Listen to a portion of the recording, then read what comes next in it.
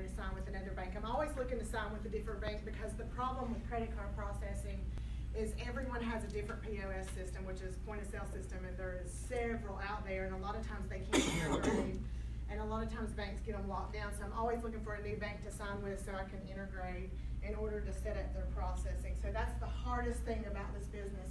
Before I did this business, I used to have a screen print embroidery company, and I did that for about a little over 15 years.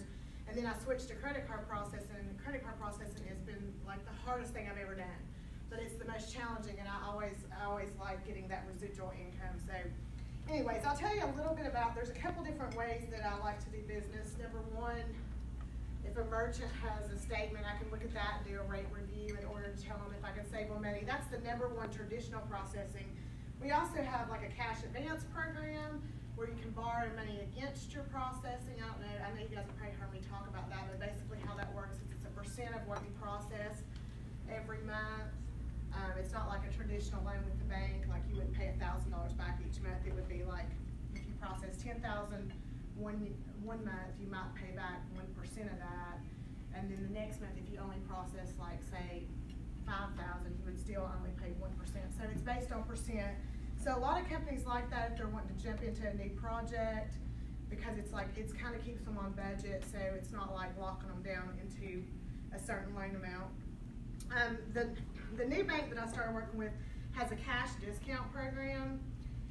I know you guys have heard me talk about this, but they actually zero out your fees with the cash advance. It's not like a surcharge, it's not a convenience fee or anything like that. It's actually called cash discount, so it's like you display at your retail spot, like this is a cash discount merchant.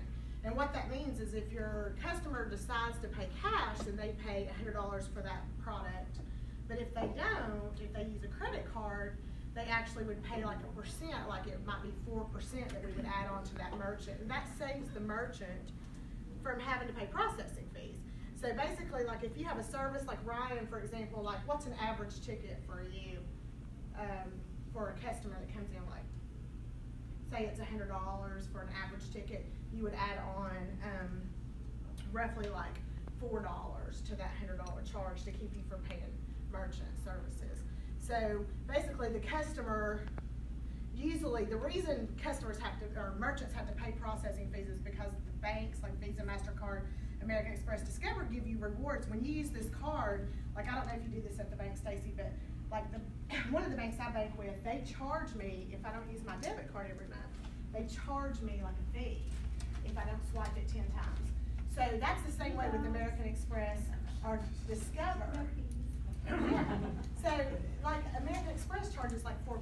So if you get free airline tickets or if you get like free travel, 4% back to the merchant, right? well, they charge you, the merchant, they charge the merchant, but they also reward the customer for using that card. So if you have American Express and you get travel miles or something like that, then they're going to charge the merchant more percent.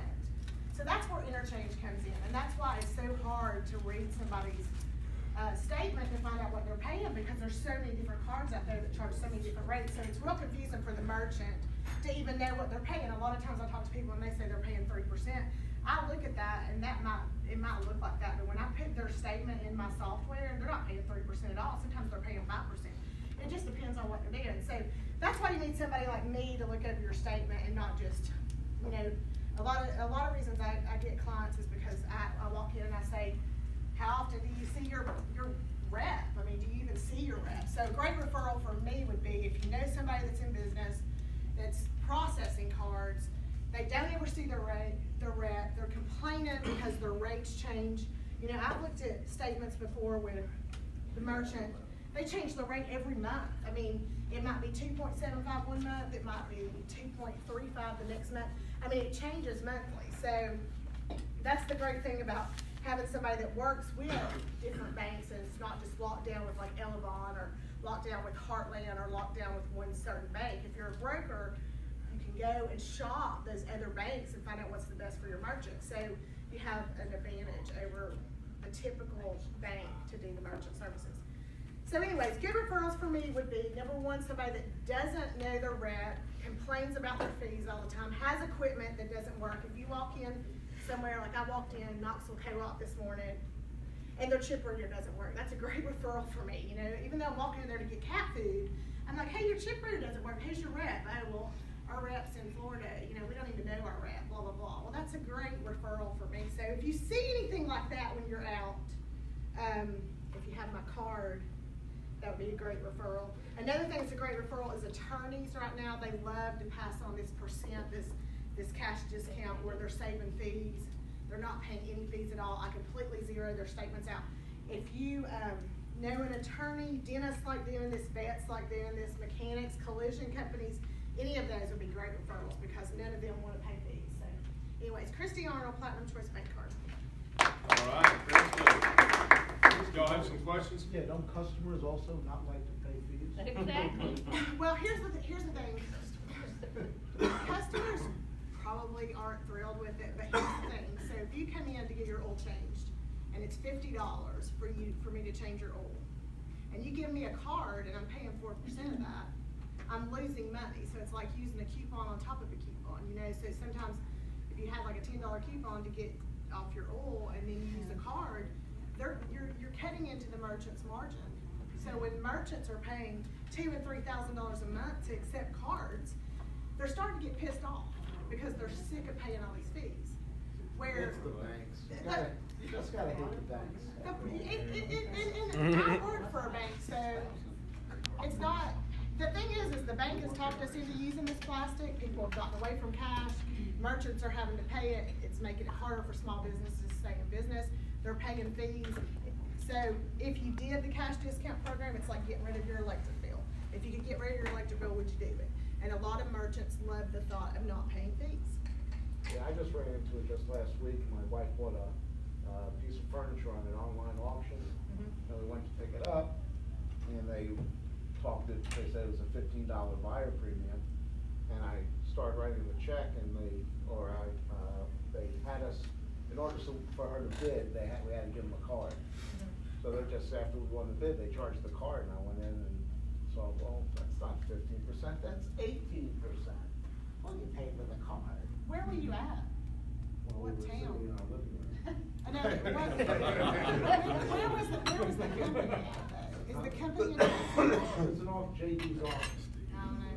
Technically, by law, to add a surcharge in the state of Tennessee is illegal. Like, they Call it a can't just convenience add. fee. Yeah, they call it a convenience There fee. are buyer's premiums all the time at auctions. Well, if you pay AT&T, like I have an AT&T cell phone bill, like I called, it didn't matter what the amount was, they charged me $7 to pay my bill. If I called to pay my cable bill, they charged me $10 to process that card. If you call and buy UT tickets, they charge you a $15 fee. They do it, you pay it all the time, whether you realize it or Allegiant not. does it too. You Yeah, buy on- oh my God. If they will go ahead and tack on as a convenience fee. George, you got a question? Then they'll cancel your flight. Y'all use what? You're gonna lose your They money. charge a convenience fee for I use it convenience every fee. day. I have a card reader in my van. George, you got a question? I have a card reader in my van, and when I do an estimate for someone, I have to add 2.9%. Yeah. Now, is that the average? I mean, I like to write it at 4% just to cover American Express, basically. 2.9. Your owner, I'd say Josh, is probably paying some of the fee. He might be splitting some of the fee with the customer versus he's just eating most of his costs. Do you take American Express? He's probably just splitting the fee. He's probably paying some of the fee and passing some of the fee along. You can do it that way. You can do 2 and 2, or there's different ways to write. It's all about how you write the contract. But I mean, he's probably saving a good portion of the money at 2.9%. You charge the consumer the person bid and